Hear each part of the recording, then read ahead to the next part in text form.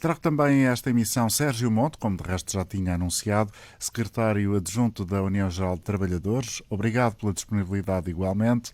Sérgio Monte, começo, se calhar, se estiver de acordo, por esta questão que foi comentada já pela sua colega da CGTP, ou seja, a necessidade de reavaliar a situação dos pais em teletrabalho. Qual é a perspectiva que a UGT tem sobre este aspecto? Muito bom dia, muito obrigado pelo convite. Bom dia também a todo o vasto auditório de Antena 1. Bem, começando por aí, quero dizer que a UGT entregou um documento ao Governo na passada reunião da Concertação Social, em que constava um dos 5 pontos, era precisamente esse.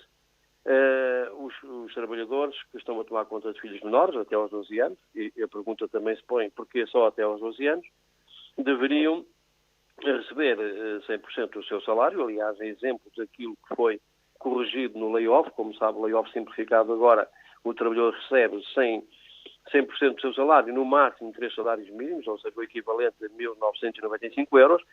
Enfim, não abrangerá todos, mas pelo menos abrange uma grande parte dos trabalhadores nesta situação. E aqui, os trabalhadores que estão a tomar conta dos filhos também deveriam receber a 100%.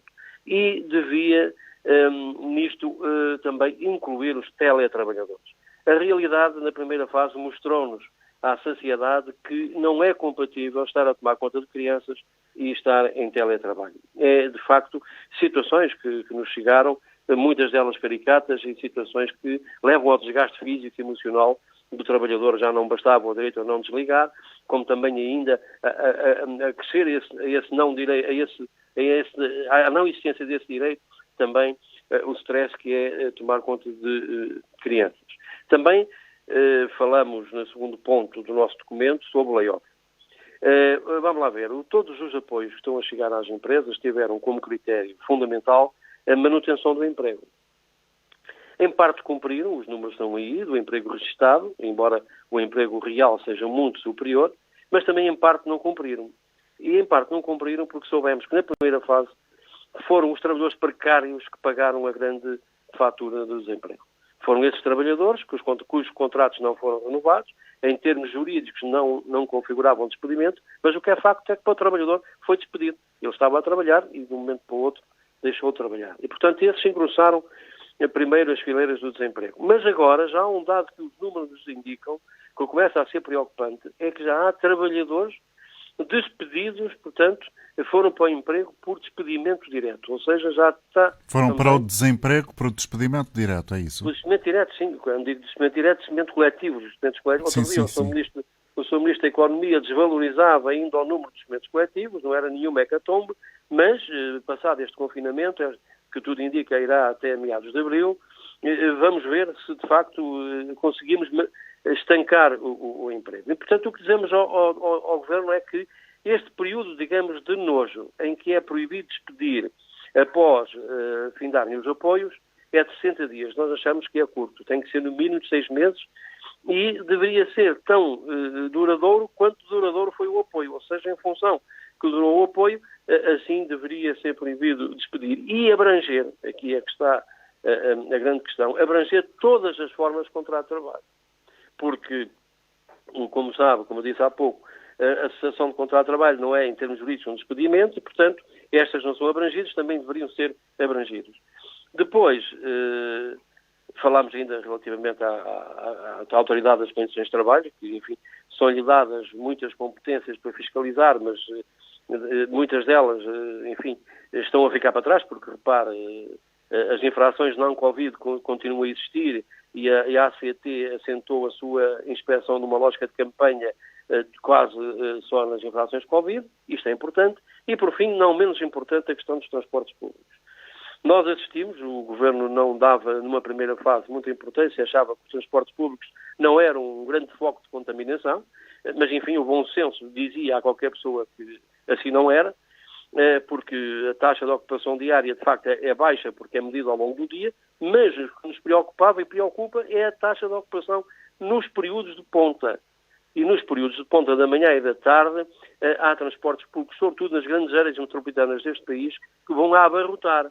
E, portanto, curiosamente, nesta altura em que se encerram as escolas, vimos algumas empresas, quer privadas, quer públicas, a diminuírem a sua oferta, o que não nos parece ser curial. Já agora, deixe-me dizer para terminar, que em termos de apoios, os números que o Governo nos deu na última reunião do passado dia 3, é que até ao momento, só da Segurança Social, repare que a Segurança Social tem sido um instrumento fundamental para ocorrer às empresas e aos trabalhadores, e muito deste dinheiro não reembolsável, só a Segurança Social já tinha em gasto 2.531 milhões de euros.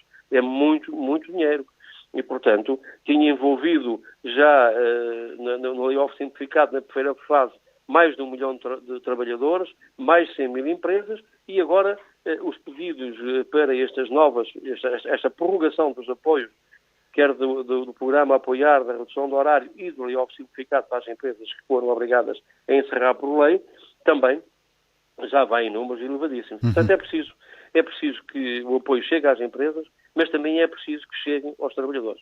E é preciso que também chegue às famílias. Sim, e a verdade é que há muitas famílias, e há notícia disso hoje mesmo, de cada vez mais instituições que têm lista de espera para o chamado Programa Operacional de Apoio às Pessoas Mais Carenciadas, ou seja, famílias que precisam de pedir ajuda para comer, porque perderam os rendimentos com a pandemia e, portanto, no caso concreto que estamos a apresentar aqui hoje na rádio, o caso da Santa Casa da Misericórdia de Almada, há já 80 famílias em lista de espera. Isto é, Sérgio Monte, do seu ponto de vista, certamente o reflexo das dificuldades que o mundo do trabalho está a atravessar, portanto há muitas pessoas no desemprego.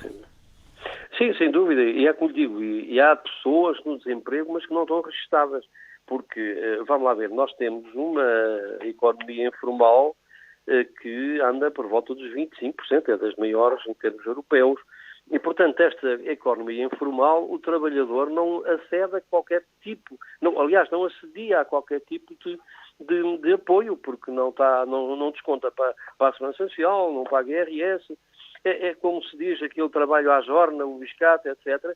Tudo isso não estava formalizado dentro do sistema e, portanto, esses trabalhadores na primeira fase ficaram e essas famílias sem qualquer tipo de apoio. O Governo também acedeu a uma proposta da UGT, felizmente, de criar aquilo que chamamos de um rendimento mínimo, sei lá, uma prestação de um IAS para estes trabalhadores. Ora, isso está a acontecer, infelizmente, não só em Almada, mas está a acontecer em muito lado.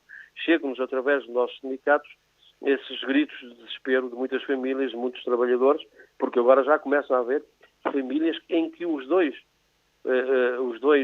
membros da família estão desempregados, marido e mulher, e portanto isto é de facto uma situação que é grave. Os números têm sido um bocado, eu não diria camuflados, porque os números do desemprego são aqueles que são apurados à base dos conceitos europeus, ponto final, parágrafo. Mas há aqui uma situação é que muito do desemprego real fica de facto de fora e, portanto, é para aí que temos que ter a nossa atenção até, enfim, quando acabar esta fase de confinamento veremos o que vai acontecer, porque certamente muitas empresas não conseguirão resistir, infelizmente. Muito obrigado pela sua presença neste programa, Sérgio Monte, da UGT.